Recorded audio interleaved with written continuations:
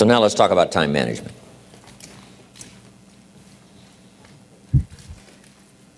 Time, key phrase. We all have a limited supply. My father had 93 years, but it seemed short. In his seemingly long life of 93 years, it was short because it just seems like if we only had more time. Old Testament gives us a view of some people who lived to be 5, 6, 7, 8, 900 years old. If I have a chance to ask, I will ask, how come we got shortchanged?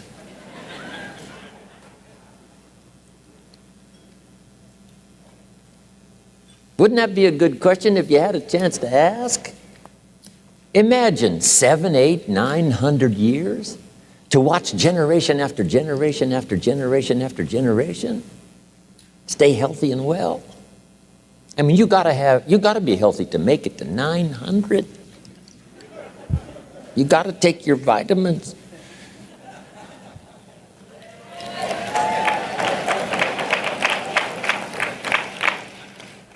I'm pushing the Bible, I'm pushing vitamins, I'm doing good today. So, the key is time is precious. Now let me give you Bill Bailey's description of time. Life is not just the passing of time. Life is not just the passing of time. Life is a collection of experiences, their frequency,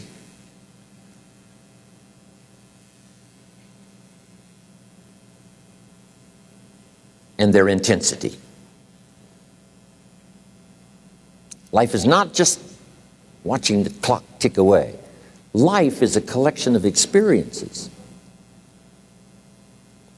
their intensity, their frequency. When my friend Mark died at age 44, someone says, that's young to die. But what if he lived 4 lifetimes in one? It might not be too young. So here's whatever the span of your life turns out to be, here's what you want to fill it up with: experiences and the intensity of those experiences.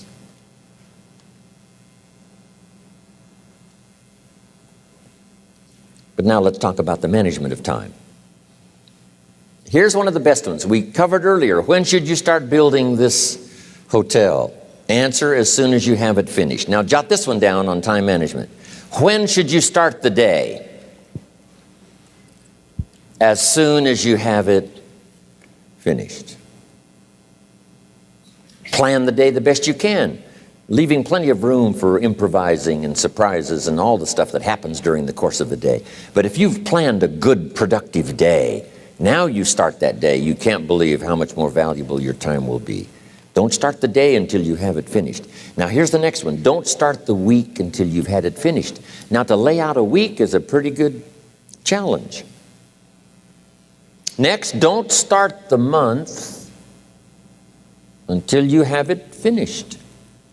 The places to go and the people to see and the productivity and the sales and the customers and the development and all the rest of what you want to accomplish during the course of 30 days. Don't start the month till it's finished.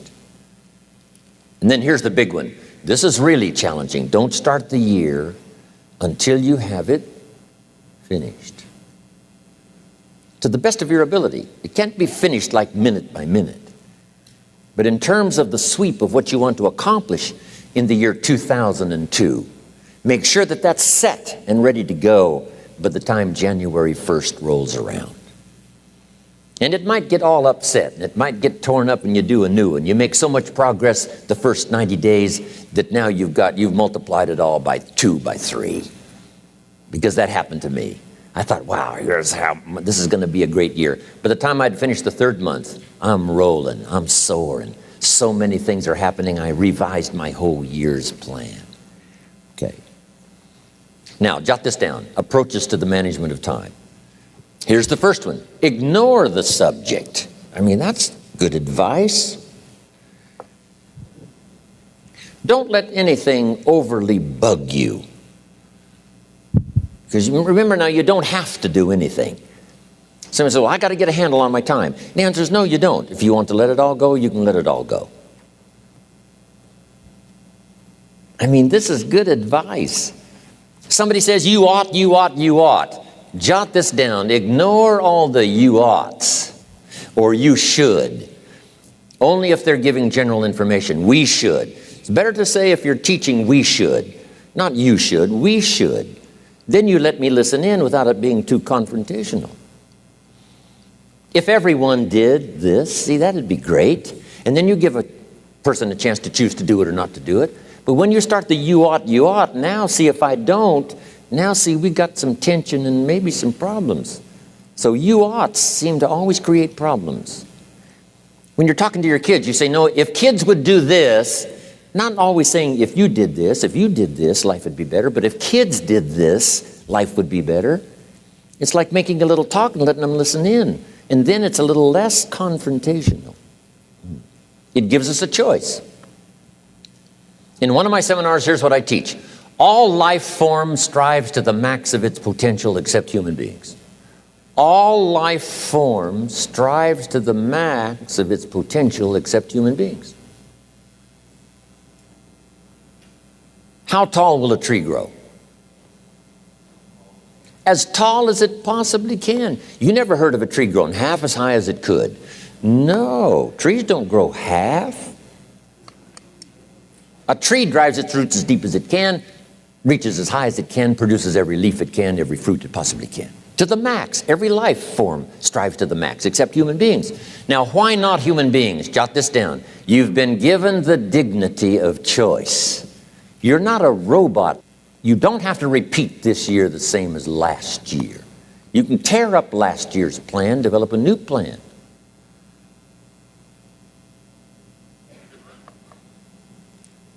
So, the dignity of being a human being. Now, here's the choice on being a human being. To be part of all we were meant to be, or to be all. To strive for all, or half, or part, or some. The choice is up to you. To develop one skill or 10 skills. Someone says, well, I'd be happy with just one more language. Well, some say, hey, I'm going to learn 6 or 7. And this is all a matter of choice. And when someone says, no, you ought to learn 4, you've got to resist all that. Because this is personal dignity. And you don't want to destroy someone's dignity by doing all the oughts, and then they feel reluctant to do it. Now we've got problems. So if you want to, just ignore this subject on time management. Now here's the next one. Step down to something easier.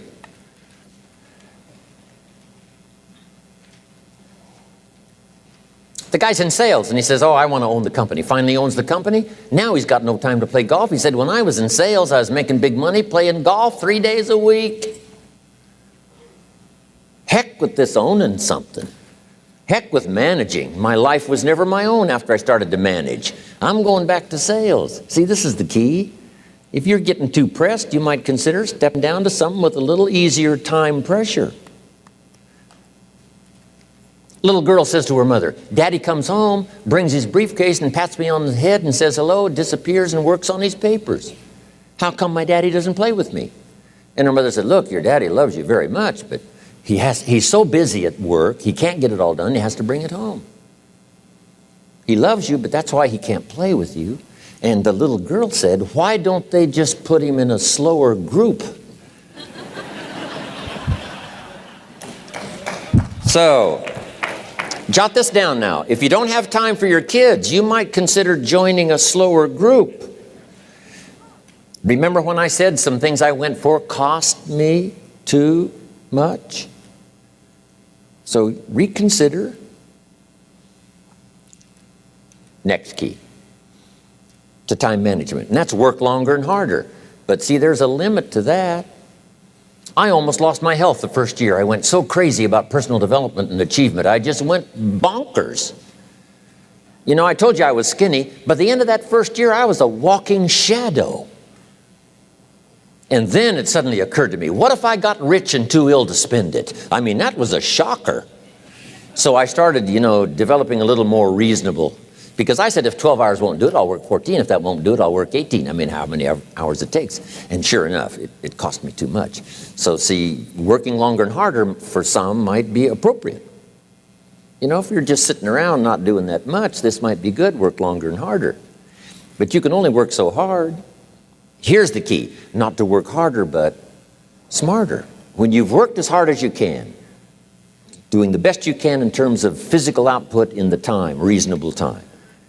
Now here's the ultimate in the management of time, and that is you simply become more skillful. When I first got into sales, I was around people that could get, 9 out of 10, 8 out of 10. And when I first started, I could only get 1 out of 10. But here's what I did. I worked around the clock, so that I would make up in numbers what I lacked in skill. That's good in sales. You got to jot that down. When you're new, you make up in numbers what you lack in skill. Now, when you become more skillful, the numbers can go down because now your persuasive ability and all of that is now so high that you don't need to put as many numbers out. But at first, if you want to compete or if you want to really get good, you've got to put in the numbers. But if you get more from yourself, develop more of yourself, now the time management becomes an easier task. Now here's the next thing. Either you run the project or it runs you. I've found out when you start something, at first you're in charge. All of a sudden, a year later, it's in charge.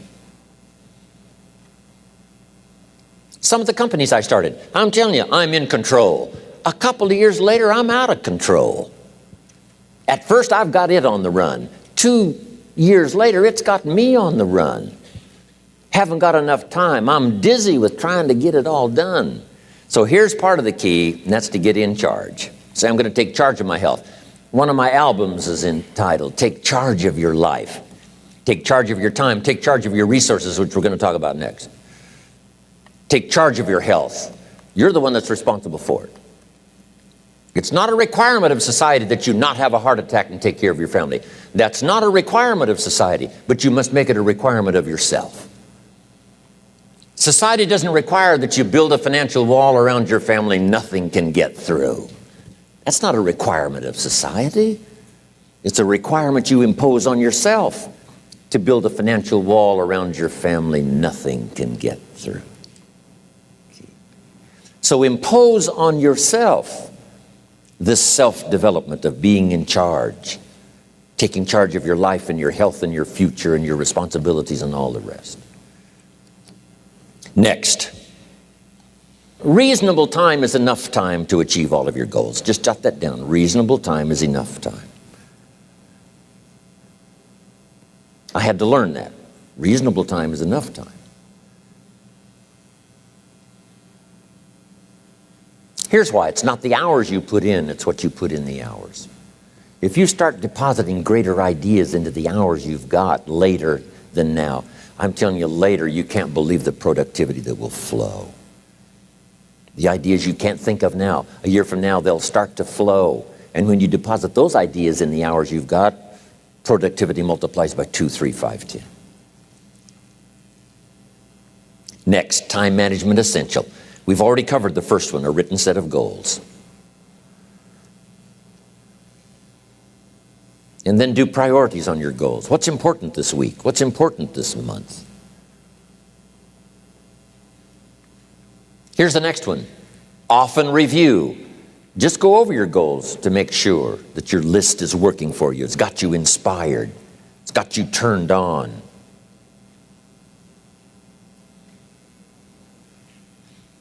Somebody says, how come you're up so early? Say, if you were headed where I'm headed, you'd be up early too.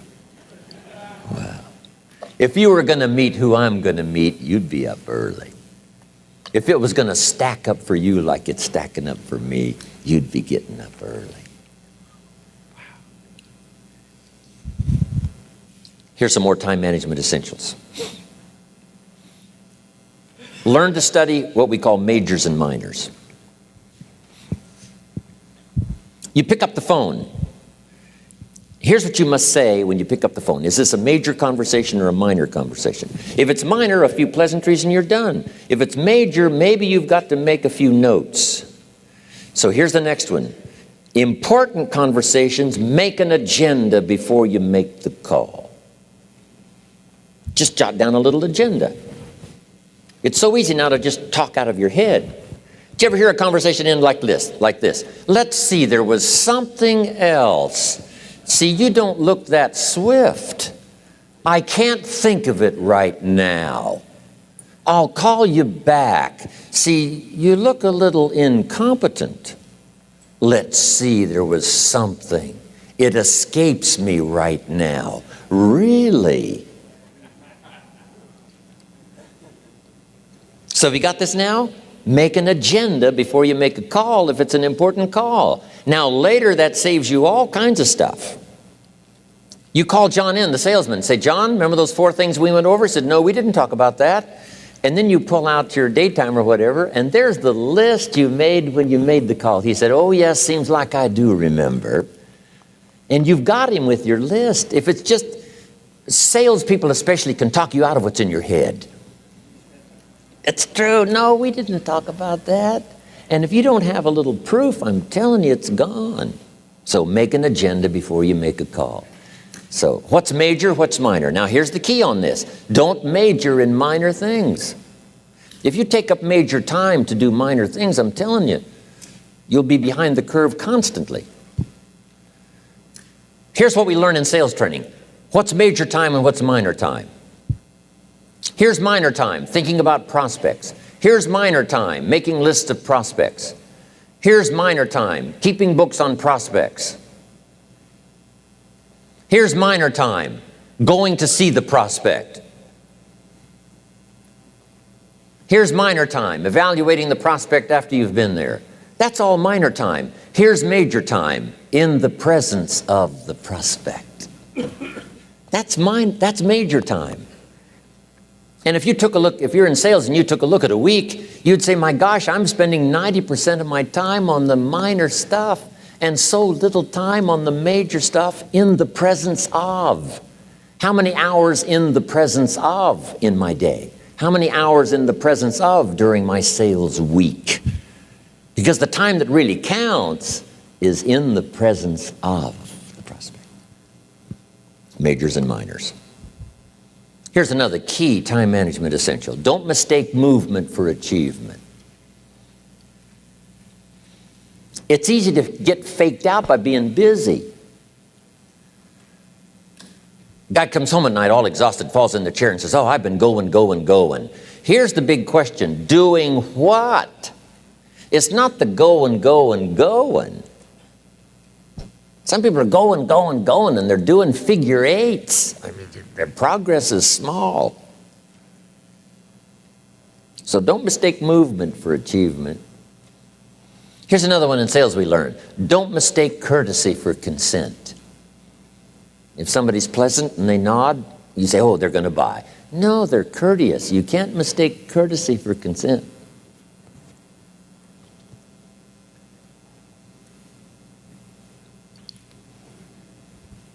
Now here's a big one, concentration. I had to learn this. All those years ago, I'm in the shower trying to compose a letter. Found it turns out to be a strange letter. So here's what I learned to do. Save the work till you get to the office. Save the work till you get to the work. Don't try to get to the office on the way to work. On the way to work, enjoy the way. In the shower, enjoy the shower. Then go to work when you get to work. I found this to be helpful. Concentration. Here's another big one. Learn to say no. I'm telling you, in such a social society we have now, it's so easy to try to be a nice person, saying yes, yes, yes to everything. Find yourself overloaded. Now you got to call and make the, well, gosh, you know, all the time it takes to back out of something that you said yes to too quickly. Here's what might be better. I don't think so, but if that changes, I'll call you. Little things you can use not to overcommit yourself. My friend Ron Reynolds says, don't let your mouth overload your back. It's a good one. Now here's a big one on time management. When you work, work. When you play, play. Don't mix the two. Don't work at play. I used to take my family to the beach and I would bring my briefcase.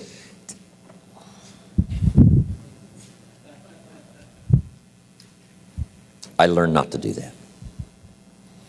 Or at the beach, I'm saying I should be at the office. I should be at the office. Now my family's upset because I'm at the beach and I'm thinking office, office, office. Now when I'm at the office, I'm thinking what? I got to get my family to the beach, the beach, the beach. So things are not going too well at the office because I'm thinking beach, and things are not going too well at the beach because I'm thinking office. Here's what I learned to do. At the beach, be at the beach. At the office, be at the office. When you work, work. When you play, play. Don't mix the two. Don't work at play. Now here's one of the most important ones. Don't play at work. Work is too serious. You don't want the reputation of being the office joker. It's not a good one.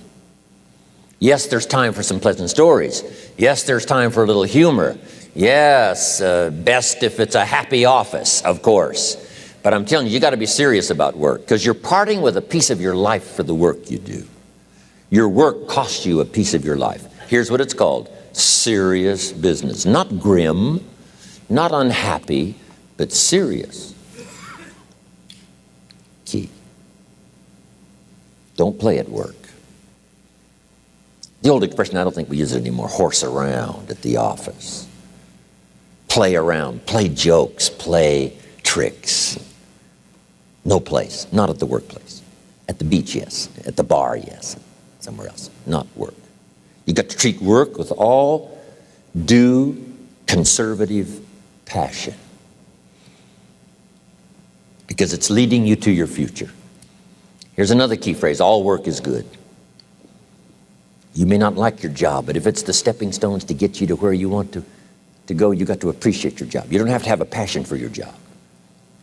Here's the ultimate passion: a passion for incredible success in every department of my life. That's the passion. But don't look down on some menial job you have to do to finally get you to where you want to go. No job is menial. No job is not, no, every job is noble. Training life for pay, making a contribution to society. Next, analyze how you are. And if you have some weaknesses, if you can't, doesn't seem like you can change, here's the key: get it covered. I used to keep promising myself I'd keep the books, keep the books, keep the books. Finally, I gave that up. And back then, it only took me an extra $50, $60 a month for some accountant to keep the books. I said, no, I'm going to save the $50. You can't believe what I started losing in productivity because I tried to save the $50. So the key is, a lot of the time you can stay like you are, but just make sure you get it covered. Okay. Next, beware of the telephone and all other systems of communication, especially the telephone at home and systems of communication at home. And here's one of the best lines I've got for you for the weekend: let all communication systems serve you, but don't let them intrude.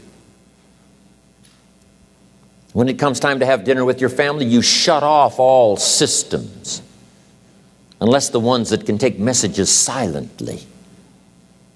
Don't let the phone ring. Don't let anybody intrude, come through the front door nor the back door, nor through the telephone or any other device. So you can't reach John and his family when he's having dinner. The President of the United States couldn't get through. If you develop that kind of a reputation, father, mother, when we have dinner, when we're visiting and have this time with our family, nothing intrudes. So don't let these clever little devices keep intruding. You've got to have a place that's sacrosanct, it's valuable. You don't let anything in for that period of time. Okay. Isn't that good advice? Excellent advice. Here's the next one. Read all the books. You know, I've only got a few notes here on time management, but if you've got some particular challenges, you run a big organization, a big corporation, you've got some challenges, there's plenty of books. Now, here's what's next. Just be more alert to the things that might be stealing your time. Here's why. Time is like capital. You can't let someone steal your seed corn. You can't let someone steal your capital. And you can't let someone steal your time. You must designate your time. And some of the time that you designate, you must not let anyone steal. Casual time, you might let someone intrude and steal a little bit and take a little bit, but not serious time. Key. Next, One of the great time management savers is to learn to ask questions up front. Sometimes you talk to somebody for an hour, and then you ask questions and find out if you would have asked those questions up front, you could have saved yourself an hour. Asking questions up front helps you to get to the problem now. But if you just launch into some discourse, you might waste 30 minutes, waste an hour, when here's what you should have been talking about. After you've finished an hour, you say, John, what's really the problem? He said, well, it's something personal. See, that's what you should have been talking about this whole hour. Key.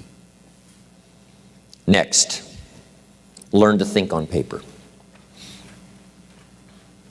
Now we're going to take a break. Some ways to think on paper. One, we've covered one. Solving problems. Take it out of your head and put it on paper. Another one is setting goals. Making these lists we've already started.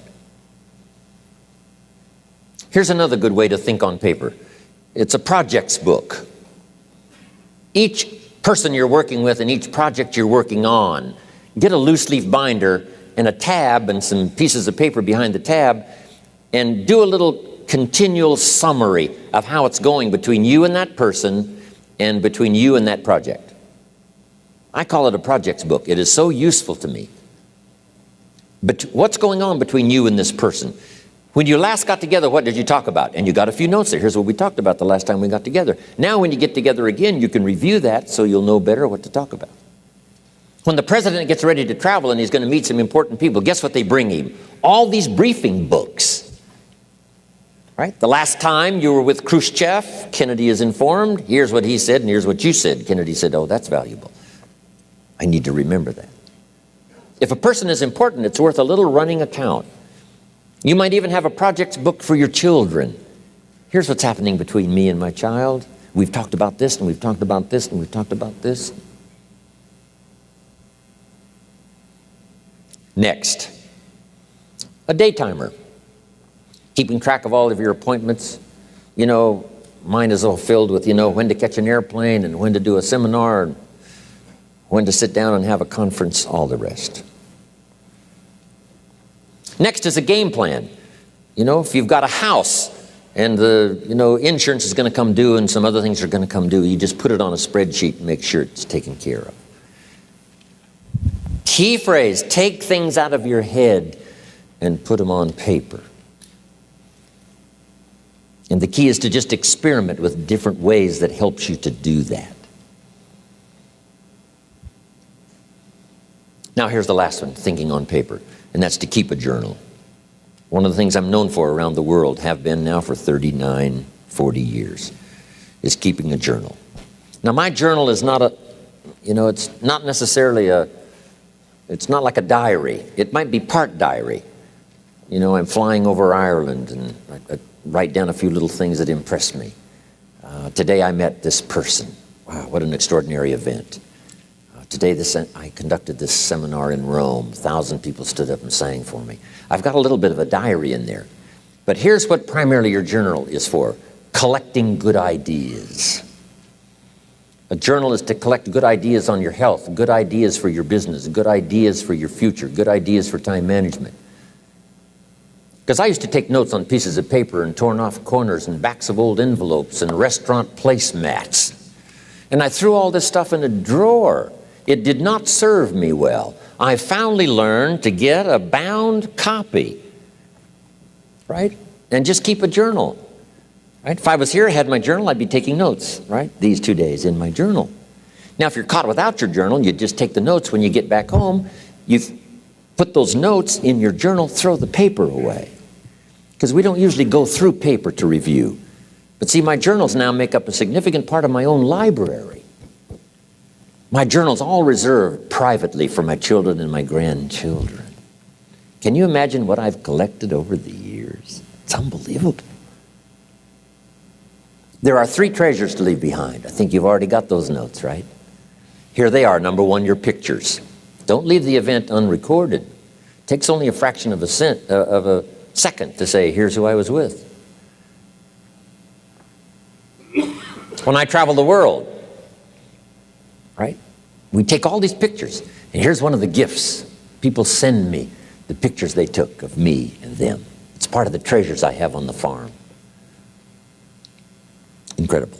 A picture's worth 1,000 words to describe the scene, the emotion, what happened. Say, wow, this was an extraordinary day for me when I met these people. Here's what they told me happened to them when they went to my seminar 10 years ago. Wow, the drama comes back if you've taken the pictures. It's one of the treasures to leave behind when you go. Remember the old photographs that we have now of, 100 years ago, 70, 80 years ago, just a few photographs? What would it be like if you had thousands of photographs of the past, of your history, your mother, your father, right? Grandparents? So change all of that now for your children. Leave all your photographs as a record. Here's what's next to leave behind, and that's your library. The books that changed your life, the books that changed your health, the books that rescued you from oblivion, the books that you passed on to other people, they were so exciting for you, the books that made you financially independent, the books that developed your leadership, the books that gave you wisdom to ponder when things were tough, the books that got you through the winter, the books that helped you to plant in the spring and harvest in the fall. What a treasure to leave behind. If you do that, here's what's for sure. Your books will be more valuable than your furniture. Wow. Now the third treasure to leave behind is your journals. The notes you took that helped you to live life as you lived it. Long after you're gone, a treasure that children, grandchildren, great-grandchildren will find so fascinating. They may use it to help guide their own life into their own future. Wow. Okay, we've run out of time for time management.